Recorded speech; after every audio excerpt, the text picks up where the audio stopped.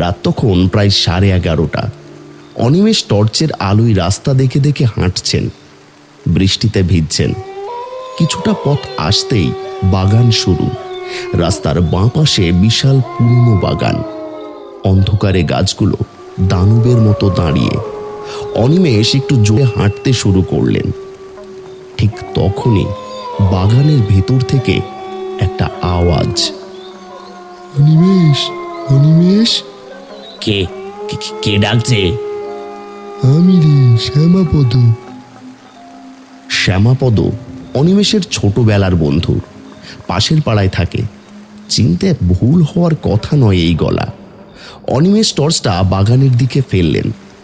গাছের ফাঁকে ফাঁকে আলো গেল এবং সেই আলোয় দেখা গেল একটা মানুষ দাঁড়িয়ে আছে বাগানের কিনারায়, পিঠ ফিরিয়ে বাগানের দিকে মুখ করে দাঁড়িয়ে আছে।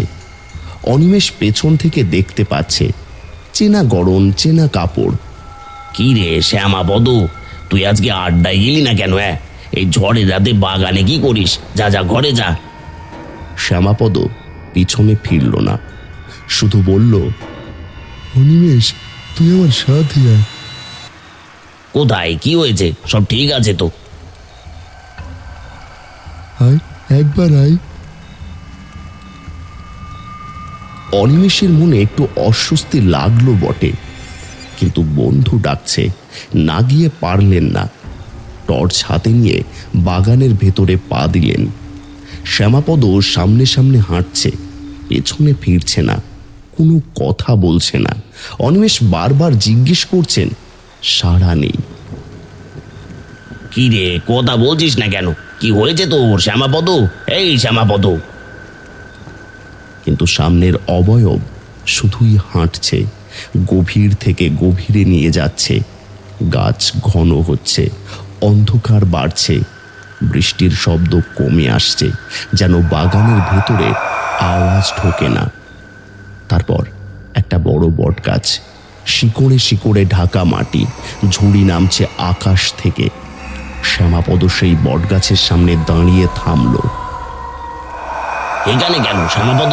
এই টাকা টাকা আমার দিকে, কি হয়েছেটা কি? ধীরে ধীরে ঘুরল শ্যামাপদ। অনিমেষ টর্চের আলো সরাসরি তার মুখে ফেললেন। আর সেই মুহূর্তে অনিমেষের বুকের ভেতর থেকে একটা চিৎকার বেরিয়ে আসতে চাইল, কিন্তু গলা দিয়ে আওয়াজ বের হলো না। এই মুখ শ্যামাপদর না। চোখ দুটো সাদা, মনি নেই, মুখ ভাঙা, বিকৃত, চামড়া যেন মাটির রঙের।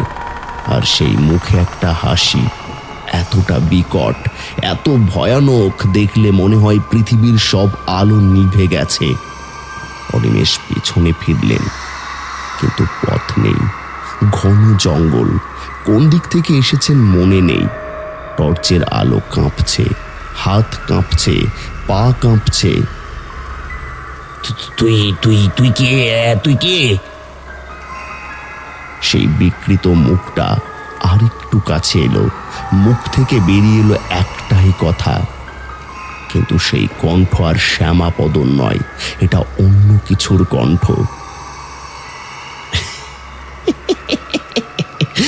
তুই আমার সাথেই থাক। আর কোনো কথা নেই, একটা চিৎকার বাগানের ভিতরে, তারপর নিস্তব্ধতা। বৃষ্টি পড়ছে, ঝড় আছে, বটগাছের ঝুড়িগুলো দুলছে। পরদিন সকালে গ্রামের মানুষ অনিমেষকে খুঁজে পেল বাগানের ভেতরে বটগাছের শিকড়ের কাছে। অনিমেষের মৃত্যুর 15 দিন পর গ্রামে তখন ভয়ের একটা আবহ। মানুষ বলছে অনিমেষ হার্ট অ্যাটাকে মারা গেছে, কেউ বলছে সাপে কেটেছে, কেউ কেউ ফিসফিস করে বলছে অন্য কিছু, কিন্তু বিশ্বাস করতে চাইছে না কেউই। সেই রাতে মোড়লের দোকান থেকে 2 বন্ধু বেরিয়েছে, নীলকান্ত আর কানাই। নীলকান্ত, তুই বাগানের পাশ দিয়ে যাবি? অন্য পথে গেলে ঘুরতে হবে অনেক, বাগানের পাশ দিয়ে যাই। কিন্তু অনিমেষ দা তো ওই বাগানেই। ওটা হার্ট অ্যাটাক, আমরা দুজন আছি, ভয়ের কি আছে, চল। দুজনে হাঁটছে, পথ পরিচিত, বৃষ্টি মাঝে মধ্যে। কিছু দূর যেতেই বাগানের কিনারা, এবং সেখানে দাঁড়িয়ে আছে একটা মানুষ, পিঠ ফিরিয়ে, চেনা গড়ন।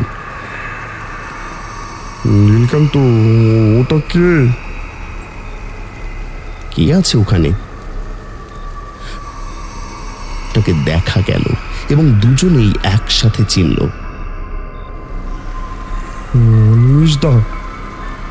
হ্যাঁ, অনিমেষের মতোই গড়ন, অনিমেষের কাপড়, পেছনে ফিরে দাঁড়িয়ে। কানাই এগিয়ে গেল। অনিমেষ দা, তুমি তুমি এখানে? তুমি তো তুমি তুমি কি ঠিক আছো? হ্যাঁ?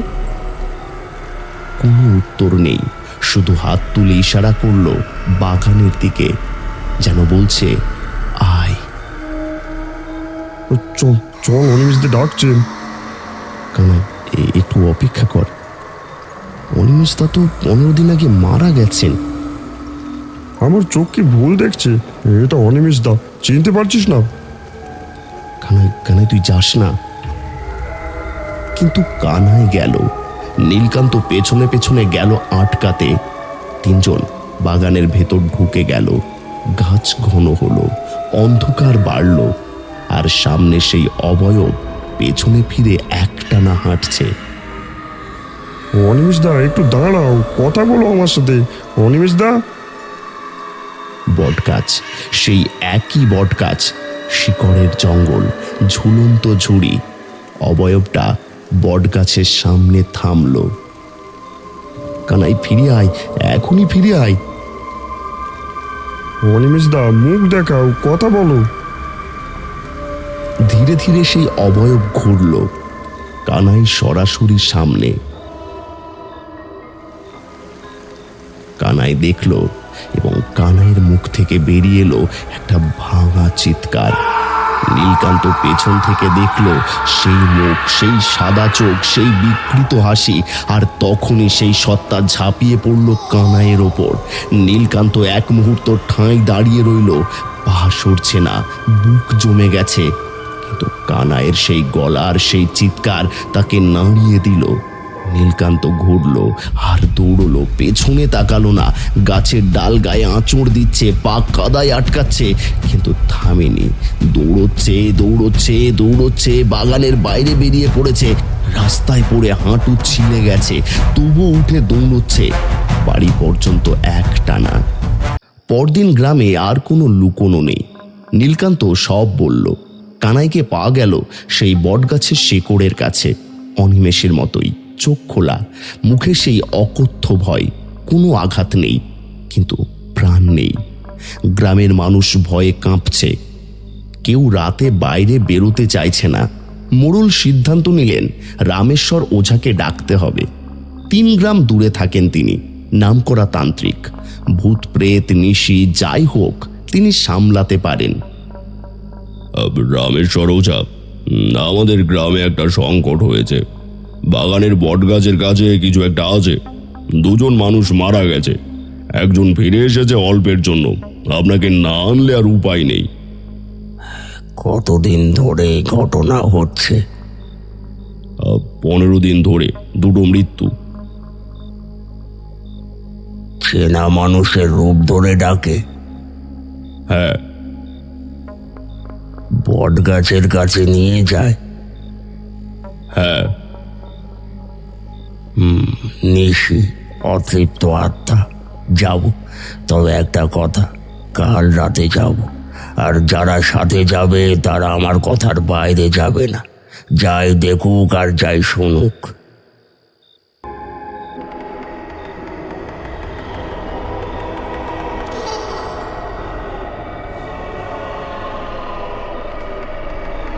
রামেশ্বর ওঝা বটগাছের সামনে মাটিতে বসলেন। সামনে রাখলেন তেল, প্রদীপ, ধূপ, কিছু মন্ত্রের উপকরণ। চোখ বন্ধ করলেন, মন্ত্র পড়তে শুরু করলেন। কণ্ঠ নিচু কিন্তু দৃঢ়। চারিদিকে মশালের আলো কাঁপছে। কিছুক্ষণ পরে বাগানের বাতাস বদলে গেল, ঠান্ডা হয়ে গেল হঠাৎ। মশালের শিখা একটু নুয়ে পড়ল, গাছের পাতা নড়তে লাগলো বাতাস ছাড়াই। যেখানে আছো, যেই বাগানে ঘুরে বেড়াও, যে চেনা মানুষের রূপ ধরে ডাকো, আমি তোমাকে আহ্বান করছি। আসো, তোমার কথা বলার সময় এসেছে। লুকিয়ে লাভ নেই, আমি জানি তুমি আছো। আসো, তোমার কষ্টের কথা বলো। তারপর বটগাছের শিকড়ের কাছে মাটি যেন একটু কাঁপল, প্রদীপের শিখা থরথর করল, আর বাতাসের মধ্য দিয়ে ভেসে এলো একটা কণ্ঠ, ভাঙা কাঁপা, যেন অনেক দূর থেকে আসছে। আমাকে মুক্তি দাও। বলো, কে তুমি? কি হয়েছিল তোমার? আমার নাম ভগীরথ। এই গ্রামেরই মানুষ ছিলাম, মরে গেছি কত বছর আগে জানি না। এই বাগানে পড়ে আছি। কিভাবে মরেছিলে? আমার মেয়ে ছিল, একমাত্র মেয়ে। পরদিন ছিল তার বিয়ে। জীবনের সব সঞ্চয়, বছরের পর বছর কষ্ট করে জমানো টাকা, সব দিয়ে গয়না কিনেছিলাম। শহর থেকে ফিরছিলাম, বুকের মধ্যে সেই গয়নার পোঁকলা আঁকড়ে ধরে হাঁটছিলাম। মেয়ের মুখটা মনে পড়ছিল। কাল বিয়ে, কাল সে নতুন ঘরে যাবে। আমি হাসছিলাম একা একা। তারপর? এই রাস্তা, এই বাগানের পাশে রাত ছিল। হঠাৎ তিনজনে এলো, মুখ ঢাকা, হাতে অস্ত্র, বলল পুঁটলা দে। আমি দিতে চাইনি। মেয়ের গয়না, মেয়ের বিয়ের গয়না দেব কিভাবে? লড়াই করলাম, কিন্তু কিন্তু তিনজন, আমি একা। মেরে ফেলল আমায়। তারপর এই বাগানের মাটির নিচে পুঁতে দিল। কেউ জানলো না, কেউ খুঁজলো না। আমার মেয়ে হয়তো সেই রাতে অপেক্ষা করছিল, হয়তো কেঁদেছিল। বিয়ে হয়েছিল কিনা জানি না, আমি আর যেতে পারিনি। সেই কণ্ঠের কান্না ছড়িয়ে পড়ল বাগানের বাতাসে। মশালের আলোয় সেখানে দাঁড়ানো গ্রামের মানুষদের চোখে জল এলো। এই ব্যথা বোঝা যাচ্ছে, এই কষ্ট চেনা, একজন বাবার কষ্ট। তুমি কেন মানুষ মারছিলে? আমি জানি না। এই বাগানে আটকে আছি বছরের পর বছর। কেউ আসে না, কেউ দেখে না। একা একা, শুধু একা। রাতে যখন মানুষ যায়, আমি ডাকি, চাই কেউ থাকুক, কেউ কথা বলুক। কিন্তু তারা ভয় পায়। তখন রাগ হয়। তখন কি করি নিজেও জানি না। ভগীরথ, তোমার দেহ এখনো মাটির নিচে। হিন্দু শাস্ত্র মতে দেহের সৎকার না হলে আত্মা মুক্তি পায় না। তুমি আটকে আছো এই কারণে। তাহলে কি আমি কোনোদিনও মুক্তি পাবো না? পাবে, আজ রাতেই পাবে। রামেশ্বর ওঝা উঠে দাঁড়ালেন, গ্রামের মানুষদের বললেন বটগাছের শিকড়ের কাছে মাটি খুঁড়তে। কিছুটা খুঁড়তেই পাওয়া গেল পুরনো হাড়গোড়, কঙ্কাল, বছরের পর বছর মাটির নিচে। সেই রাতেই বিধিমতো সৎকার করা হলো। রামেশ্বর ওঝা মন্ত্র পড়লেন, গঙ্গা জল ছেটালেন, প্রদীপ জ্বালালেন, বললেন, ভগীরথ, তোমার ঋণ শেষ। তোমার কষ্টের কথা এই মাটি শুনেছে, এই গাছ শুনেছে, এই গ্রামের মানুষ শুনেছে। এখন যাও, তোমার মেয়ে যেখানে আছে তার কাছে যাও।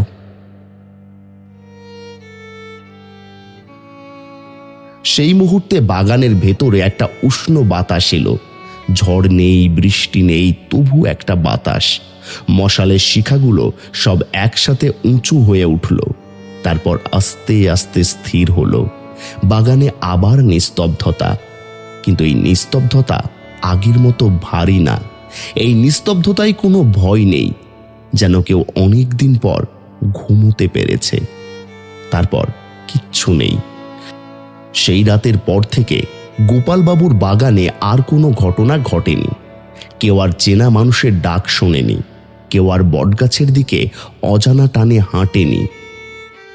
বাগানের সেই বটগাছটার পাশে গ্রামবাসী একটা ছোট্ট প্রদীপ দিল, লিখে দিল ভগীরথ। কোনো জন্ম মৃত্যুর তারিখ নেই, শুধু। কি প্রিয় বন্ধুরা, বিশ্বাস হলো তো ভূত প্রেত বলতে কিছু আছে? আর যদি তুমি বিশ্বাস করে থাকো, তাহলে প্রতি সপ্তাহে আমার গল্প সহ আরো কিছু হাড় হিম করা গল্প দেখতে হলে ভৌতিক অ্যানিমেশন চ্যানেলটি সাবস্ক্রাইব করো আর এখানে ক্লিক করে এখনই দেখে আসো আমাদের আরো বের গল্পগুলো।